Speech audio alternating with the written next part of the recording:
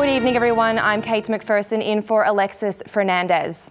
Alaska's 2nd Engineer Brigade is hard at work at Bagram Air Field.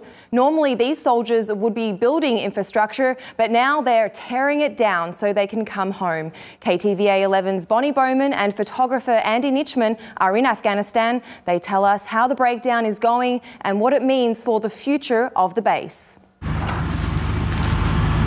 It's called retrograde construction. The soldiers of the 2nd Engineer Brigade are tearing down thousands of buildings, fences, infrastructure like power lines. It's definitely a big job, and it's having enough equipment to actually get the job done and having the time to actually do it.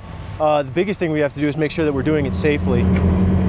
Anything not needed for the future has got to go. So far, the Alaskan soldiers have torn down 2,000 wooden buildings, with 1,000 still to go, all in preparation for giving the Afghan government control of Bagram in 2016. Take down the wooden structures because they're not what we would consider sustainable for the Afghans. So in the long term, they're not going to be useful for the Afghans. So we take those down. The Army built these buildings more than a decade ago to house personnel brought in to fight the war. Now, what's it like for you guys sort of tearing down 13 years of what was work?